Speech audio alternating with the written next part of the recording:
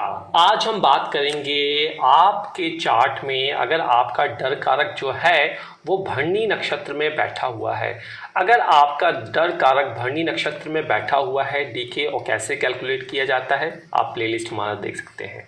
तो आपने देख लेना है कि भाई आपकी कुंडली में सबसे लोवेस्ट डिग्री का जो प्लैनेट है वो आपका डर कारक होगा और देखना है क्या वो भरणी नक्षत्र में बैठा हुआ है। इससे पहले हमने अश्विनी नक्षत्र की बात कर दी है, तो आप देखेंगे आज हम बात करेंगे भरणी नक्षत्र की। तो भरणी नक्षत्र में देखिए 4 चरण आते हैं, 1 2 3 4, और इन चारों चरण का जो स्वामी होते हैं 5 6 7 8। पांचवा का मतलब क्या हो गया ये देखिए लिखा हुआ है, आपको छोटा लग रहा होगा, वीडियो को जूम कर लीजिएगा आप। तो 5वें नंबर का जो स्वामी हुआ वो कहीं ना कहीं यहाँ पे सूर्य देव बनते हैं, फिर बुध देव बनते हैं छठे के, 7वें के शुक्र देव बनते हैं और 8वें के आपके यहाँ पे मंगल देव बनते हैं। तो इस तरीके से ये सारे के सारे प्लैनेट यहाँ पे आ गए। तो ये जो 4 प्लैनेट हैं इन सब की कैरेक्टरिस्टिक्स जो है आपके स्पाउस में, चाहे हस्बैंड हो या फिर वाइफ डर कारक, उनमें ये चीज़ आएगी। साथ ही साथ ये कह दूं जो भरणी नक्षत्र जो होता है ये रूल्ड करता है शुक्रदेव, इसको रूल करते हैं, रूलर जो है इसके शुक्रदेव हैं। और ये जो नक्षत्र है ये कोख की तरह होता है, वुम्ब की तरह ये दिखाई देता है, जैसे कि फीमेल का रिप्रोडक्टिव ऑर्गन होता है उस तरीके से इसकी नेचर है, इसकी बनावट है। और जो इसका डियटी है, क्योंकि जो शुक्र हैं इसके रूल करते हैं, और जो इसका डियटी है इस नक्षत्र का वो कौन बनते हैं आपके यमराज बनते हैं, यम बनते हैं, जिनको हम कहते हैं गॉड ऑफ डेथ। ये चीज़ आप नोट कर लीजिए क्योंकि ये सारी कैरेक्टरिस्टिक्स अपनी आपके स्पाउस में डालेंगे।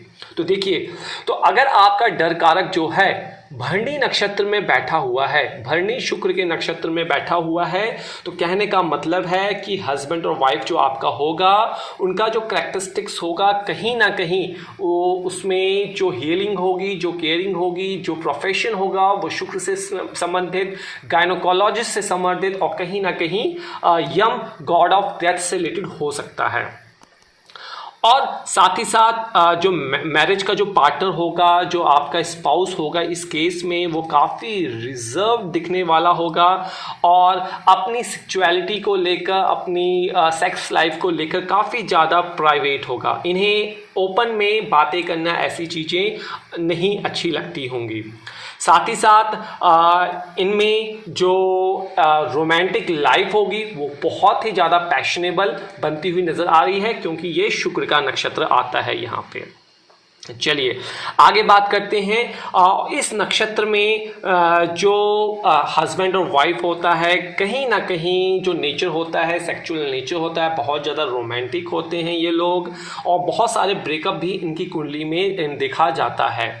परंतु आपका जो स्पाउस होगा जैसे जैसे उम्र होगी उसमें जो मैच्योरिटी होगी वो बढ़ती चली जाएगी, ये चीज़ इसमें निकल के आता है।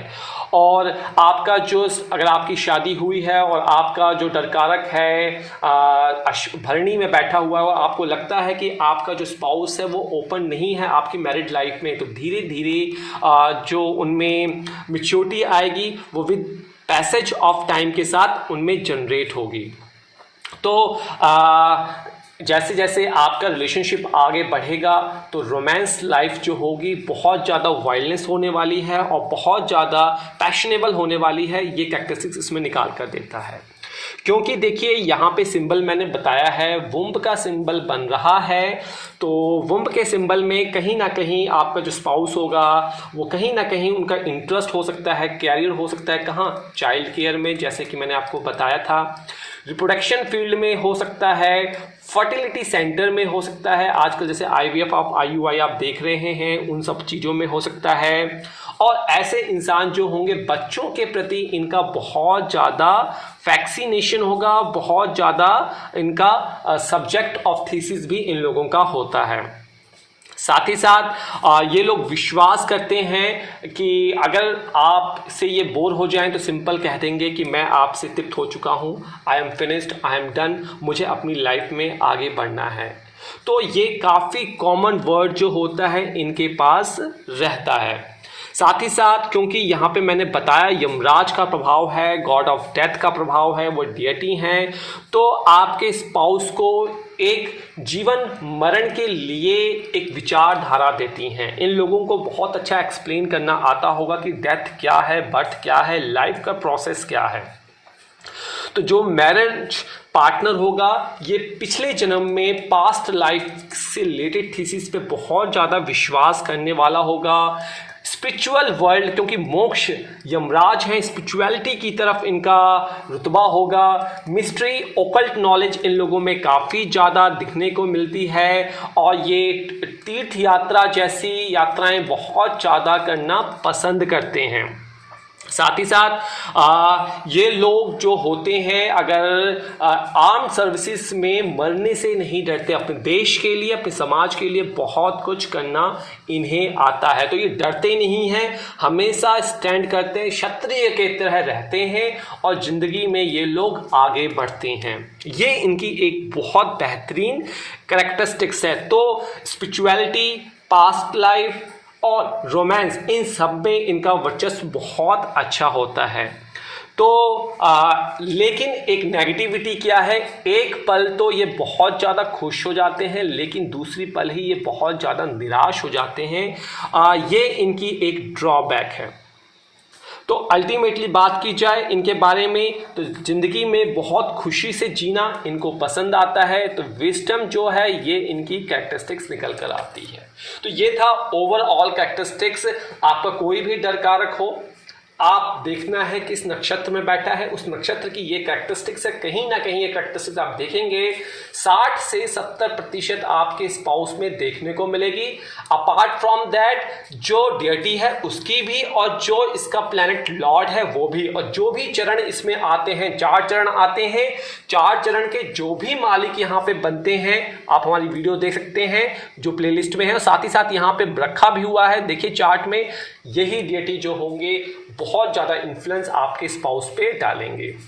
तो की थीम आप यहाँ पे देख सकते हैं, शुक्र का नस्टिस है, तो फाइट करते हैं जस्टिस के लिए, सोशल के लिए, नोबल कॉजेज के लिए, एनजीओ में जुड़ना, हेल्थ केयर सेक्टर में जुड़ना, मदरली ट्रीटमेंट सभी को करते हैं, नर्चरिंग केयरिंग इनमें रहता है, डेथ से ये नहीं डरते हैं और स्ट्रगल और सफरिंग से भी ये नहीं डरते। तो आज मैं यहाँ पे इजाज़त चाहूँगा, किसी प्रकार की सहायता चाहिए हमारी ऐप को डाउनलोड कर सकते हैं, वेबसाइट पर विजिट कर सकते हैं, इंस्टाग्राम, ट्विटर, फेसबुक पर अपना चार्ट शेयर कर सकते हैं। हम कोशिश करेंगे 60 दिन में रिप्लाई करने का, पर डिपेंड करता है आपकी क्यू के ऊपर। तो पेशेंस बना के रखिए, बार बार मैसेज ना कीजिए, आपका मौका आएगा, रिप्लाई आपको जरूर मिलेगा। तो आज मैं यहाँ पे इजाज़त चाहूँगा, किसी प्रकार की कोई कॉल हमारी तरफ से नहीं की जाती है, तो सेफ रहिए, सब कमेंट से आपको बचना है। तो यहाँ पे इजाज़त दीजिए, नमस्कार, जय माता दी।